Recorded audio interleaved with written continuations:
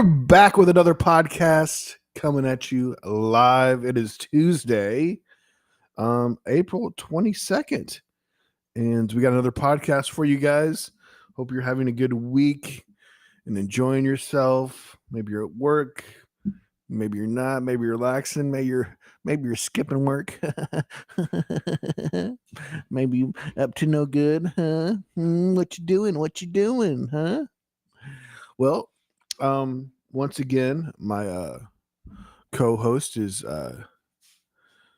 traveling. He is in a Burgerstan. No, there's no such thing.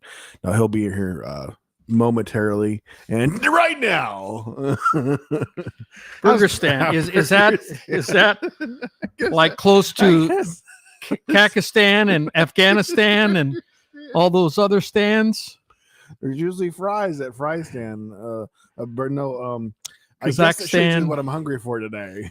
Burgerstan, a new country, former member of the Soviet Union, Burgerstan. Ooh, so going through a speaker over there? Yours was ripping over there. Hey, hold on a second. I was wondering. I heard that when I checked it, but here at No Sugar No Cream podcast, we're always having a little bit of a issue here and there. No problem. We can't conquer. But yeah, we just been enjoying the day. I finally played some poker last night. That was fun. I did horrible. I don't think I got two high cards at one time. I think I got like 4 and 5 like offsuit about 10 times. And I never got like an ace and a king or a king and a jack, not one stinking time. I just had horrible hands. So I even tried to do rebuys other than one time because I was just getting crappy hands. So I'm like, call my losses. But yeah, it was fun. Always enjoy playing some Texas Holdem here in Nashville, where it's not, or in Tennessee, where it's not legal to play. So it's a free game. But it's only a game. It's a game. Yeah, it's not poker. It's just a game. It's not like you can win real money or nothing. But you can. But yeah, it is free buy-ins. But we got a big tournament Sunday. I gotta drive a little ways for that, but it is for like 3,500 or something like that. It's crazy. Yeah, there's so far there is 30 some people signed up. So just give us all $10, I guess, right? No, just kidding. No, last time it was 2,000, and the top 10 people just split it. You do it with only a game in a free game in Nashville would that happen. They split it 10 ways, called it a night, split it 10 ways, and all got $200. So that's worried. That works. I mean, you just got to convince the one person that has 3 times as much chips. There was somebody in the group that had like 3 times as chips. I was like, no, let's keep this going. But yeah, so I'm excited to play that. Hopefully I do well. I mean, goodness, make it to make it down to just 2 tables and a good chance to get paid out.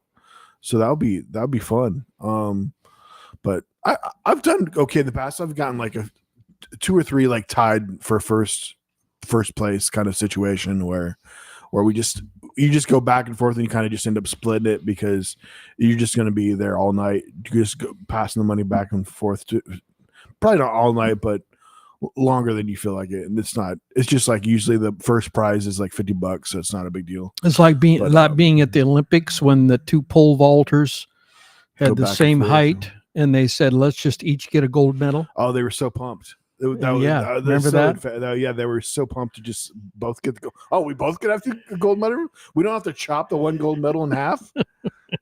No, you both could have a gold medal. But that wasn't last year, because last year the same thing happened, and it might have been high jump, and they both said no. We're not gonna split it. And then the one guy was adamant, and he ended up getting silver. He could have shared a gold because he wanted to win it outright. Remember that? Yeah, of course you read about it all before you were able to spoiled it for No, you. that's not true. Oh man, I've talked about this in the podcast too. But Tim loved to have all the information before we watched the. Well, videos. I hate to tell you. No, do you really hate to tell me, Tim? Oh no! What Okay, what's the now? show we're waiting for that we're watching Oh now? my gosh! Oh my gosh! I know. Oh my! I gosh. know who Cooper has an alliance with. I know. Of course, I know. You do. I Of know course, who we're it watching is. A new show, and I'll when I get Tim hooked on this show, I'm pumped. I'm pumped that you're really into that show. But I would have guessed, yeah, that's the show you were into. But yeah. I know who he has an We're alliance watching with. a new show. Okay. And I was right. I was right too. I think. Well, don't tell me. Who did you say? Who did you think it I was? was thinking it was the basketball player, the guy that his wife cheated on him with. So They were best friends once. They were best friends once. So it's a show called Friends and Neighbors. Yeah, and then it's My Friends and Neighbors. Is it my? I thought it was just Friends and Neighbors. I think that's what I said when I first introduced you to it, but I think it's My Friends and Neighbors, and which is very fitting. It's about a guy that works at a hedge fund, I believe, loses his job, gets really screwed out of his job, and is struggling to go somewhere else because of what he signed and whatever. He can't take any of his non-compete, okay, yeah, non-solicitation, very familiar non-compete, with that stuff. 2 year, which is a long non-compete. I don't even know if that's legal. I think that's your first hit because you're familiar that interests you. Yes, that's your first okay, this is interesting. And I used to live in New York, and I I never worked at Wall Street, but I knew people that did, and I was I was never in that lifestyle. People complaining that their bonus was too small because it was only around $1 million. Right? It's like, but then they only gave us $1 million this year as a bonus. Now that was years ago. I'm sure now they're complaining if it's less than 2.5 or 3. I don't know. I mean, this was in the 90s when I worked there. And you probably witnessed a lot of the keeping up with the Joneses. People trying to compete with each other. Yes, absolutely. Yeah. So I saw that. Yeah. Being drawn into that a little bit. No, not really. And because I work for a Japanese company, and so I was kind of isolated from that because the Japanese weren't into that, and all of the Japanese that were there were only there for like 2 to 4 years, and then they were going to get sent back to, as one of them called, hell, because they loved coming to the U.S. because their life was so much less stress. Wow. There is a thing called death from overwork in Japan. Now, I don't know if it's still the case, but they would work their people to death in death from overwork. And so it's very stressful. And many of them would have 2-hour one-way commutes on the train and getting home like at 9-10 o'clock. And then a lot of them drank, and then they would drink, have a glass of bourbon or something. And then they would go to sleep and get up the next morning to get on the train to do another 2-hour commute to get to the office. It's horrible, horrible. And at least living in New York was a little respite from that. And so they were not definitely keeping up with the Joneses. So I kind of was isolated from that. I didn't have office mates who were, keeping up the Joneses that I could. I mean, we're all susceptible to it. When we have friends or people that we're adjacent to who are, getting material things, and it's very easy to feel, I need to have that. I need to get that as well. I mean, it's human nature, something about it. How often were you speaking Japanese in the office? Well, they hired me because I spoke English, because they spoke Japanese, obviously. And at that point, you'd already spent a year. No. That No. So I moved to Japan and I studied Japanese intensely. I studied a lot, 10 hours a day, 10 hours a week. I went to classes once a week, and I studied so much. And that was your main goal in being there for a year, right? The language, or also the culture? And well, it was a salary, right? Number one. You had a job there. They paid me a lot of money. Yeah. And same company? Same company. Same company that you worked in New York with? That Japan? Oh, no. I went. Okay. What was the question? Let's start over. Well, okay. No, so I was I was independently. I was an entrepreneur when I moved to Japan. Okay. Had my own company, Gotcha. I went to Japan on my own. Okay. Yeah.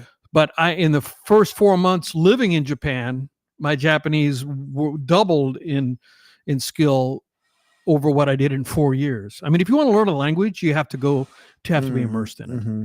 You just has, that's, everybody says, and to go to the country where they speak it, and you have to do it to survive. My Japanese got really good. In fact, I negotiated 6-figure deals with my independent company, with my own company, were with people that didn't speak English. So my Japanese was pretty good. It's horrible now, but it was pretty good then. Anyway, so I wasn't exposed to that in my immediate circle as far as it, but I saw it, and of course it was in the newspapers and the magazines, because adjacent to that. So I'm quite, I think, familiar, not having lived it, but familiar. And I knew some people that lived that Wall Street lifestyle. So it was just interesting. What kind of deals did you do? What was your business that you were into at that point? The one in New York or the one in Japan? When in Japan. Exporting soybeans. So that's what you did. Why you were there? Oh, wow. That's cool. Well, no, I didn't do any exporting while I was there. I was making contacts while I was there. I was only there for a little less than 2 years when I lived in Japan. But the deals that you did there, what were the deals? I didn't do any deals while I was living in Japan. Okay, so I just made contacts. Okay, so the deals that you did in Japanese were once you brought back. Because I thought you said you did deals in Japanese, but that was when you were living back in the States. Right. Yes. Okay. Yes. When I would travel back to Japan. I understand the confusion. Yes. Yes. So I exported to Japan for the next 12 years after that and continued. And I went to Japan like 4 times a year and would stay as long as a month. After harvest in the fall, I'd spend the entire month of November in Japan. And so my Japanese got, then I'd go back 3 other times during the year, like 4 times during the year.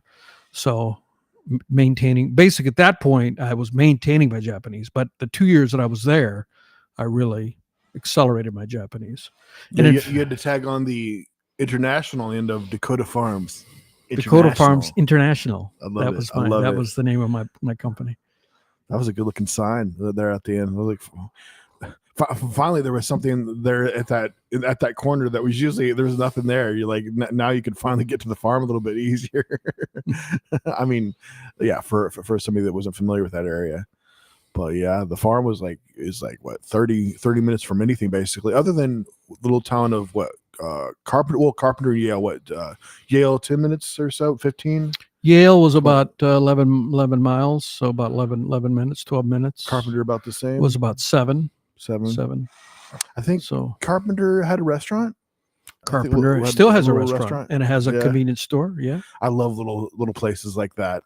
I remember us walking into one of those. It was either Yale or Carpenter, and you were just grab something, and the lady's like, "Put on your account." I'm like, "Yep." And I was like, "Well, we just grabbed." It felt like you were stealing something, but you had to count there, and probably just caught up on it whenever you wanted to or whatever. Yep. But that's small town. Yeah. Yeah. Everybody knows everybody. Yeah. I like that.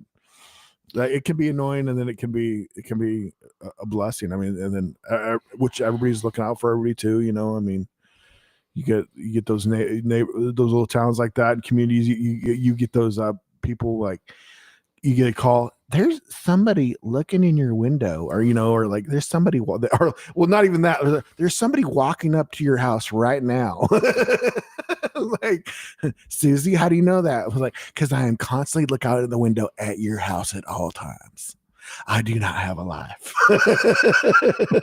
Well, there's not much excitement there, so oh yeah in a smaller town, and so I mean they try to duplicate that. There's an app called Nextdoor, which my former roommate Ashley, who moved in with her boyfriend, got me involved. Nextdoor is the app, and it's trying to recreate that neighborhood feeling, but I want it because the posts on there are nonsensical. I mean, I want to see them. Just really dumb, silly things that are not pertinent and that are similar to what you're talking about. People observing more than they need to be observing because it's non-consequential, consequential, and they're making a post about it, and then it comes across your feed as a post that one of your neighbors posted this. Yeah, it's a little different in Toledo on that app. It was like, was there a Nextdoor app in Toledo? Oh yeah, you were on it, and okay. Yeah, and it was like, was that backfire or was that gunshots? Oh, yeah. Well, thank God we haven't in this neighborhood. We don't have that concern. Although I do admit, New Year's Eve was it new? No, it was a new. No, it was 4th of July, 3rd of July, the evening. I was woken up by what I thought might have been gunfire, but it was just kids getting started on Independence Day celebrations, the 3rd of July. Oh yeah, there's a day early. That was a surprise. Like, you know, I got these fireworks. I can't wait till tomorrow. So is it like, because usually they're not allowed in city limits, right? The bigger ones, right? Like, you can still have the poppers and stuff like, but the legality of it is they may not be allowed here, but that doesn't mean they're not going to put them off, right? You know how, I mean, the police are not going to, you know, I mean, they don't have enough police to go to all the homes that have them, because all these, you know, you were here at 4th of July, weren't you? Yeah, I believe so. That's going all night. And the 3rd, they started on the 3rd. You know, so I don't know if they're legal in Tennessee. Like they're legal in South Dakota, and I guess they're not legal in Minnesota. And on the border between Minnesota and North Dakota, there's any road, any highway, you'll have fireworks stands. And Minnesotans are going to South Dakota to buy their fireworks and then going back. And what are they doing with them? They're obviously lighting them off, right? They're collecting them. I've heard of like bottle rockets being illegal in some states, and then you but they're really popular right at the border, like what you're talking about. And then, like, even in states where it's legal to have fireworks, but then bottle rockets are illegal because kids will just straight up shoot those at each other. Oh my gosh, I think those are the little ones, and then you just light them, and then just like they just stick in the ground and. Well, you put them in a bottle. That's why they call them bottle rockets. Of course, yeah. You could literally, I never put them in a bottle. Played with fireworks that much. We usually went to shows, so I was never into. I finally got to play with a little bit more fireworks when I was a little bit older, but I never really did too much when I was a kid. So that was kind of something fun that I did when I was older, and finally did shoot off fireworks. Did you play with a lot of fireworks when you were kids? I do remember having a lot of fireworks, on the farm, you know. You didn't have to worry about any call-ins and complaints and noises. Of course not. I mean, the nearest neighbor is a mile away. Yeah. So just the deer calling in. Okay. I had a joke there, but I don't know how is it going to work. I just imagine a deer calling in, which doesn't make much sense, but that's just how my head works, ladies and gentlemen. Yes, I'm the neighborhood doe. I'm in charge when there's an incident, and the Walters are at it again. They just shot another rocket at baby Rainbow, little baby deer, and he just pooped himself because he's just 3 months old and he's never seen a firework before. Well, the dogs will freak out. Yeah, I get their ears, I guess, are super sensitive to that noise, those noises in particular. Like there's those higher frequencies, I guess, like, and that's kind of roll. It's just real loud, you know. You have sensitive ears. Say what? Do what? That's why you just turn your hearing aid down or whatever. See this here? This is Tim's original tractor that he worked on the farm with. He had it professionally shrunk down. And also a shirt. Matching shirt. Oh, Alice look Chalmers at you. shirt. Yeah. Look at you. You didn't have the shirt shrunk down, but you did have. This is an original from the farm. I didn't know if you guys knew this, but there's a shrinking facility there in Chicago, and they will, for a nice price, they will shrink your items down, and then you can. Are there any collect limits? them. Can they shrink anything? Anything. What? Can they shrink Tim, you living can't try and things? put me in a jar again. We talked about this. Can they blow up? Can they make bigger? Can they do the opposite? No, I called and asked.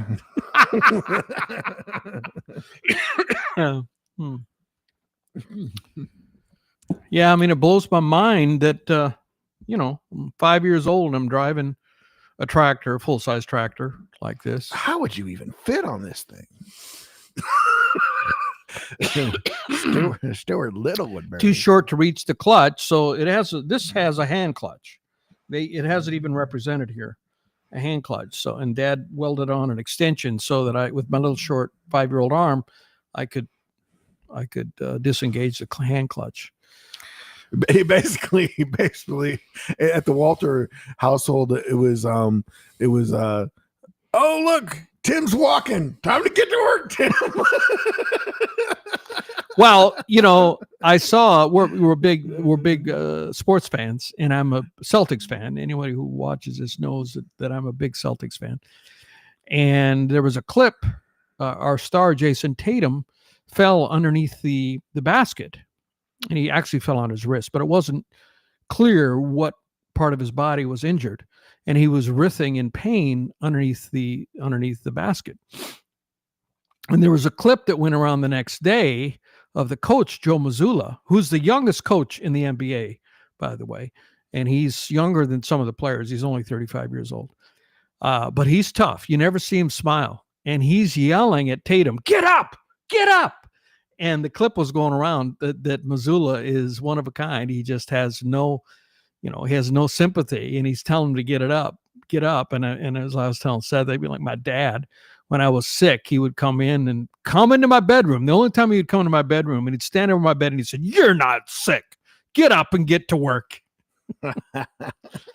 Sounds kind of like child abuse, but nobody knew what that was at that time. I survived. I'm fine. I have no problems. Just a little tweak here and there. Fine. Just like I got the shot during COVID, but it didn't affect me. Well, so anyway, back to Friends and Neighbors. So the show, the actor is the actor who was in Mad Men. That John show, Hamm. John Hamm, who was the show about the 50s ad agency, and he's the leading character, Coop, and he lost his job unceremoniously. And you got Amanda Peet, is it? Is it Amanda Peet? Amanda Peet is there. Olivia Wilde. Olivia Nunn. Mum. Wait. I'm confusing Oliver Wilde. the Olivia Munn. Olivia Munn. Yes. Yeah. And just great writing, great acting, and so yeah, he starts. The plot is he starts robbing. He starts going into neighbors' homes and stealing their valuables, like he steals a super subtly Philippe Patek $325,000 watch, Nautilus. Not ransacking, but just taking literally like just one item. Just one item. And then he says they probably don't even, I've never seen, and he knows these are people he knows, are neighbors. He says, I've never seen him wear that. He probably has forgotten he owns it. Yeah, like you would forget that you owned a $325,000 watch, but that's the level of expenditures. And it talks about his own expenditures. He's divorced, and so he's paying for his wife's house, mansion, and private schooling for his kids. And he drives a $250,000 Maserati, and so on and so on. I mean, just the amount of money going out, and he lost his job. He has no income. So suddenly he was smart to come up with the cover right away that he has his own firm now, which what he tells his friends. He has His a own- firm in Dubai. yeah, He he's says working it's in people out Dubai, of working for a company in Dubai, which is there's completely made plenty up. billions out Plenty, there. So yeah, that makes Dubai. sense. So it makes sense. It's a good cover, so And they very love well written. working with Americans. I Something. love great. Well, I mean, and Seth knows when we watch shows, I'll often comment on the writing, and I'm harsh with plot holes. Am I not? Oh yeah. If there's a plot hole, it bothers me, and I lose interest in the show. A well-written, I mean, it starts with the writers. It starts with whether it's a movie or a TV show. The writing is so important, and even actors know that too. In fact, if you ask actors, that are maybe semi-retired, like Jim Carrey, will you ever come back? Well, it'd have to be a pretty good script because they know what a good script is, and so the writing is so important, and the writers don't get enough appreciation, in my opinion, because all of the actors can do is reproduce or act out the storyline and the lines. Sometimes they're ad-libbing. Depends on the director and depends on the situation. Depends on the actor if they ad-lib or not. I mean, some great lines were ad-libbed, like, I'm walking here. You know where that's from? Midnight Cowboy. It's oh no, I guess Dustin Hoffman.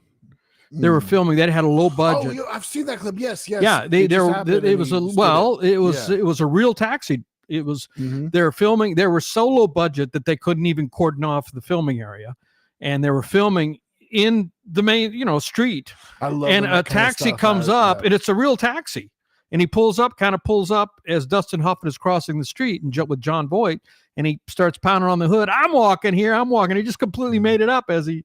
And the taxi driver was not an actor. He was an actual working taxi in New York City. So, and then sometimes you probably would have issues even getting permission to shoot somewhere, and then it's kind of easy just to pull out one camera and just do it, right? Yeah. I mean, it was like in California, there's like crazy amount of hoops because there's so much filming there that there's can be a lot of hoops to jump through. Whereas, And lines from movies. I had an idea, and I still have an idea, and I don't know what the legality of it is, but I had this idea for a long time. Lines from movies that are famous and have a game. A game you play with your family. You pull up a card, and your partner or your teammate reads the line, and if they're really good, they try to act it in the actor so that you can if they're really good at acting, maybe, or reproducing the line, that's part of the game would be, then your teammate could guess what actor said the line, and then you get bonus points, what movie, and what was the character's name, that kind of stuff, what year it came out, if you name all these things. Like something is, we're not in Kansas anymore. I mean, yeah. Frankly, Scarlett, I don't give a damn. I mean, these are iconic lines that came with, we're going to need a bigger boat. All these lines, right? That's from Jaws. From Jaws, yeah. Star Wars. What are some from Star Wars? I know there's some big lines from Star Wars, famous lines. Luke, I am your father. Well, it's not. Yeah, Luke, I am your father. Really, I am your father. That's the incorrect way to say it. That's what the way everybody thinks they remember it, but it's no, I am your father. It's one of those, people call it the Mandela effect thing. Yeah, exactly. Yeah. And then there's I just saw a clip on Jerry Maguire, and it's show me the money. Yeah. And then you had me at a low. Both of those are from Jerry Maguire. I know you're not a big Marvel fan, but speaking of like famous lines, there's a famous line in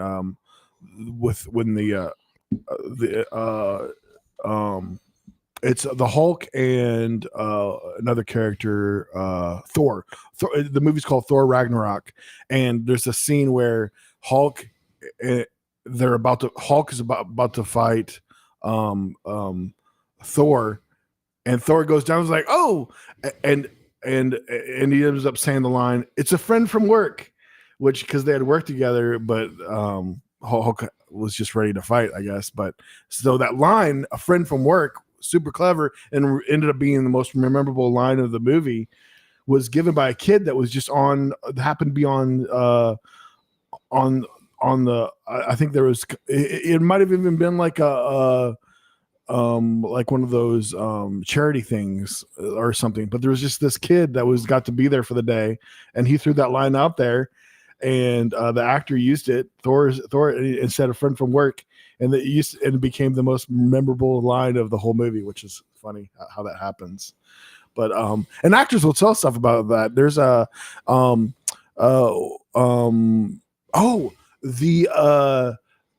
the scene from Seinfeld. There's a scene in Seinfeld. The actor George Alexander. It was a guest appearance. Jason Alexander. I don't think he's in this. I mixed up his character name and his real name. George Costanza, played by Jason Alexander. It's a scene that Seinfeld is in, and he goes to a doctor. He goes to a dentist, I think, and the doctor is being played by a Breaking Bad guy, the Breaking Bad actor. Oh, yes. And and then this scene becomes really famous because before he gives him the not clariphone, but the laughing gas, sleeping gas, whatever, he takes a breath of it himself, and the guy randomly came up with that idea. That there was this guy up on a ladder. He tells the story of it. Oh, I've seen that clip. Yeah. He says, you know what'd be funny is if you took a hit of it before you gave it to him. Genius. Yeah. Some of the best stuff is ad lib on the spot. Mm-hmm. Yeah. Like, are you talking to me? Are you talking to me? That was ad libbed by De Niro in Taxi. There's so many of them that were just ad libbed. Which is usually more common in comedies, but then this depends on your actor. It happens in serious ones too. I mean, probably some of the most iconic ones are in serious movies like that. But yeah, you gotta love some ad libbing, and then you get all those outtakes too. Harrison Ford says that when he's playing Han Solo, and what's the queen? The queen. Sadly, she's passed away now. She's passed away. Yeah, I know you're talking about Leia. Princess Leia. Princess Leia, yep. Mm-hmm. And she says she loves him. I love you. And the line that was written, he was supposed to say, "I love you too," but instead he says, "I know." It's iconic. It's iconic. Yeah. It goes with his character because he's just Mr. Arrogant to the max. I know. I know, girl. Yeah. So much better than "I love you too" or you've heard any other response. Heard it 1,000 times. Yeah, but to say "I know" and just perfect. So and there's many other examples. Next to that one is always the funny one to say is "thank you." That awkward spot when she's ready to say "I love you," but you're not, so you just say "thank you," or like there's a million different things you can say. So what are some other iconic lines you can think of? Movies that are known. How about "Phone Home"? You know that one? What really? What E.T. Phone Home or something? Which I don't think I've ever watched. Like play it again, Sam. Here's looking at you, kid, or something like Here's that. looking at you, kid. Casablanca had a bunch of them. I think this is the start of a beautiful friendship. That's Casablanca. Round up the usual suspects. That's Casablanca. See, I wanted to have this game, so I started collecting. But I think the problem is the copyrights. I wonder why no one has done it, because are all those phrases copyrighted, or is there a use clause that you could use to make a game? But if you're printing those lines on cards in a game, you might get sued by the whoever owns the rights to those. I'm not sure, but otherwise, why hasn't anyone done that? Because it is such a. Could you imagine? You could play that game for hours if you're with friends who like. And even if you cover a broad spectrum of types of movies, Oh, I know that one. I know that one. You know, you got a bunch of friends of even different age groups, different generations. You keep them interested, I feel. I don't know if this line was just popular to me but it definitely stuck out to me. I love Sid the Sloth from Ice Age. It was a cartoon. I don't know if you ever saw it, but it was one of the best funny cartoons.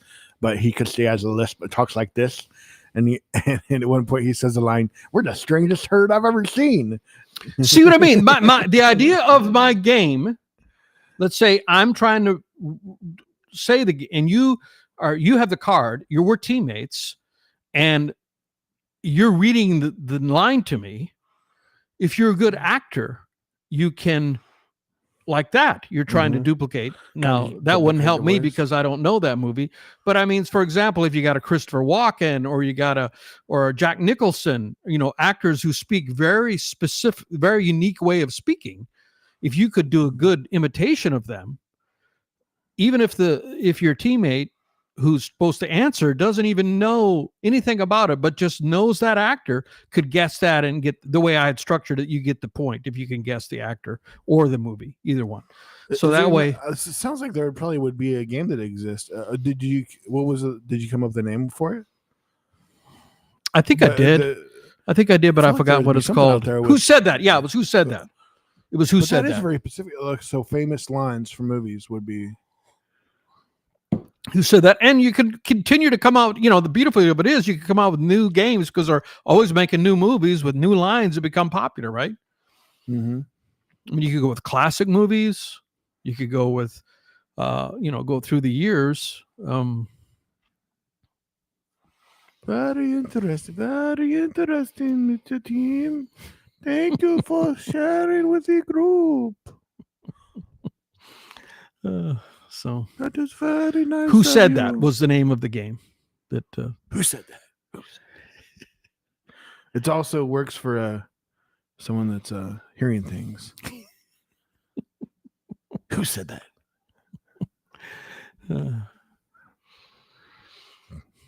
Good times.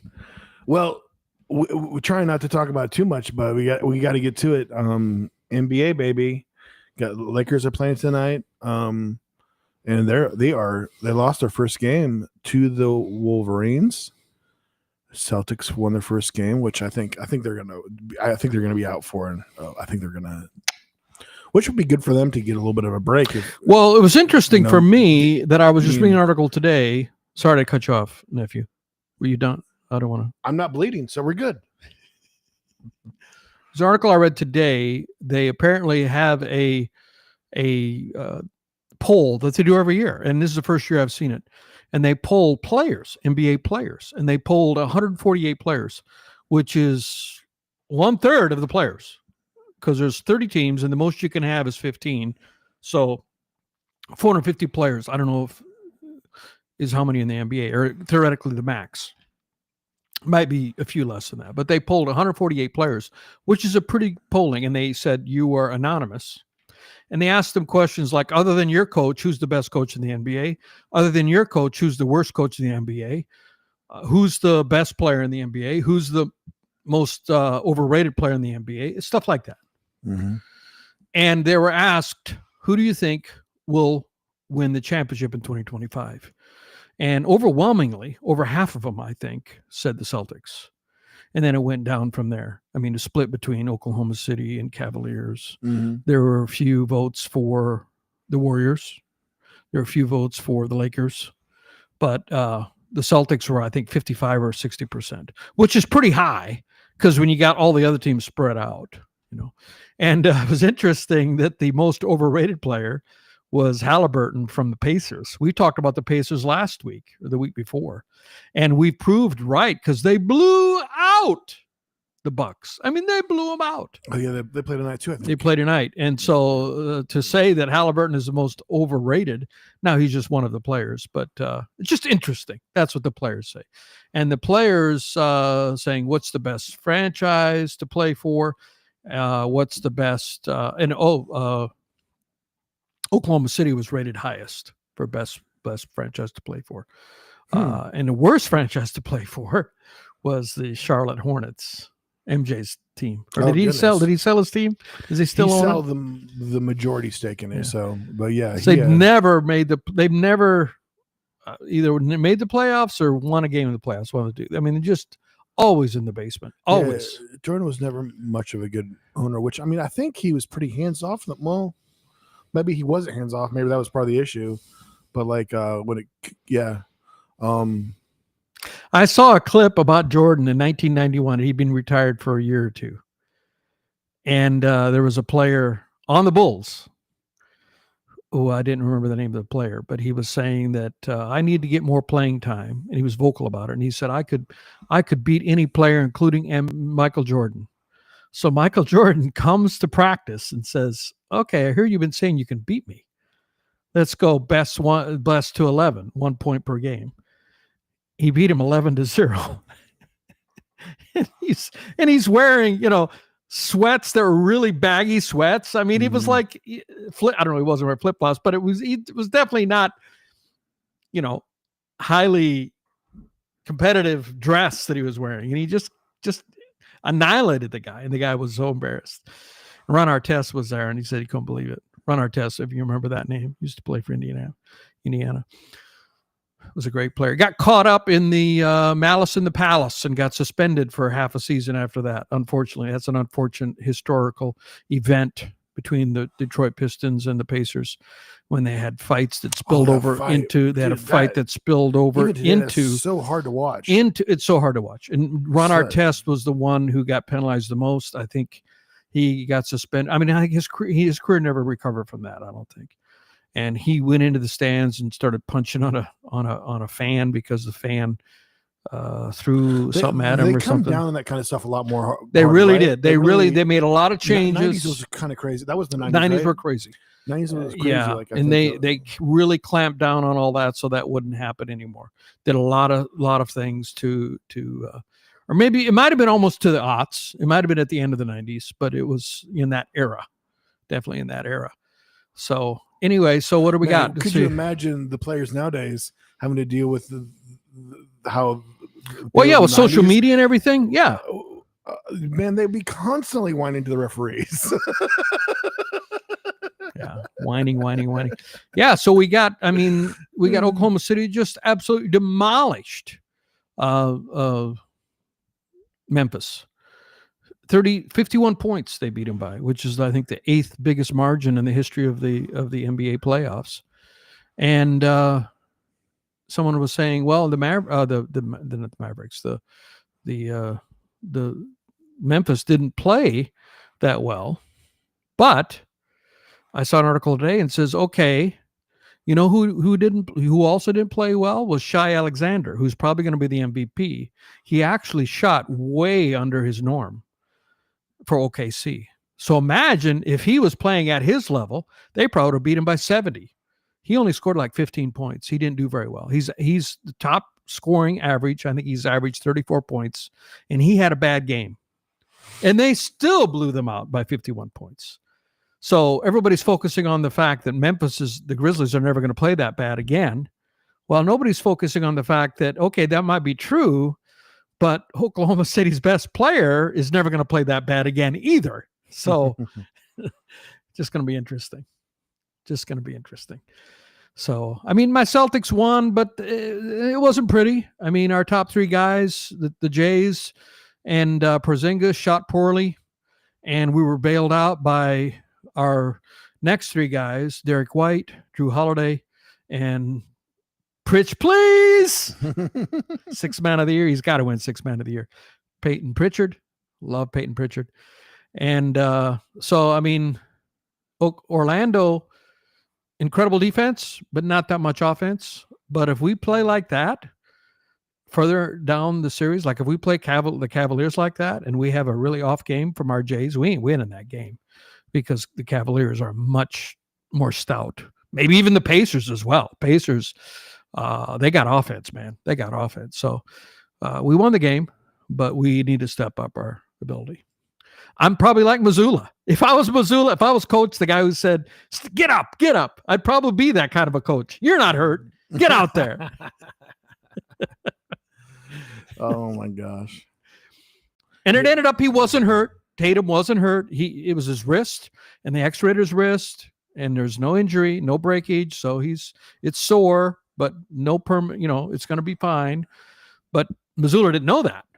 Get up. And he looks like he's mad. When you see the clip, he looks like he's mad. Get up. Yeah, it's crazy that more of those guys don't get hurt more severely. I mean, oh, there's absolutely. People, like some of those. I mean, when you can jump so high like they do, and then like they got their head above the rim sometimes. That's 10 feet off the ground. And then coming down is the rough part. Coming down is the rough part.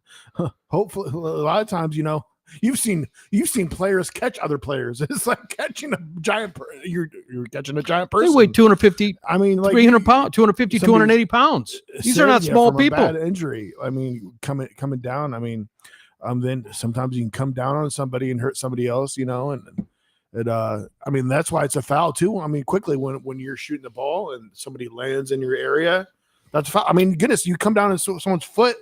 They tore out. I think wasn't it Kawhi Leonard who got put out because I think it was Draymond Green landed in his landing space.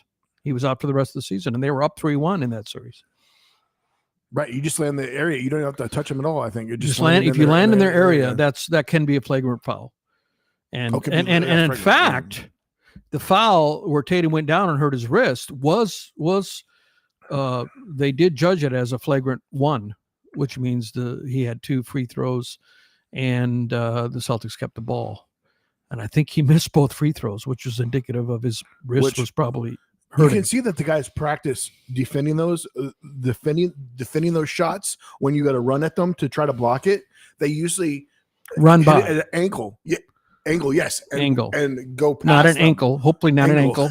Angle. Hit it at an angle where they can just fly past them and just block their view, but yet they're running, so they can't just stop right in front of them.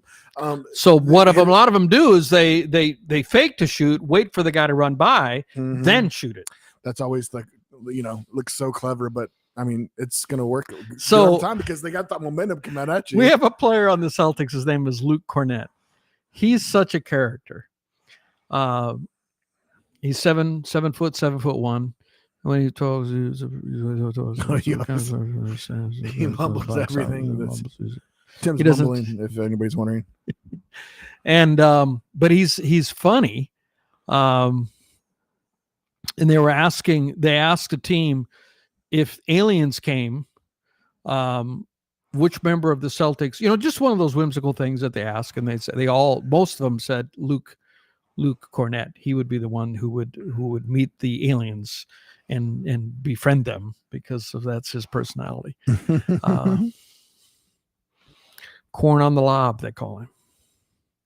He's really good at getting lobs above the rim. Oh man, a nice ollie hoop never gets old. Absolutely. Yeah. Which they don't call it ollie hoop, they call it a lob, don't they? Which is so funny. Lob. Here's your lob. It's shorter, I guess, but ollie hoop. That's what we always say. But lob, but alley hoop, I guess by definition, I think too is also just like catching it while you're up in the air and then shoot. You can just shoot it, and then you dunk. But it. Lob is a straight up dunk, I think. Right? Is lob? Well, the lob is the pass. Is the pass? Itself. Yeah. Okay. Which, some of those guys can make good passes. Yeah. And then you cringe every once in a while when somebody completely misses a pass. It is sad how often. I mean, I guess it's just part of the game. I feel like you still at times some of these guys. I guess it's not always the same player, but you see air balls a little bit too much at times. I feel anytime you see an air ball at all, but I mean that's bound to happen, I guess. Okay, now I remember why I brought up Luke Cornett. So Luke Cornett he's such an interesting guy. He's 7'1", but what he does, nobody else has tried this. He's got his own way of defending a 3-point. So he's like close to the basket because normally the 7-footers stand close to the basket.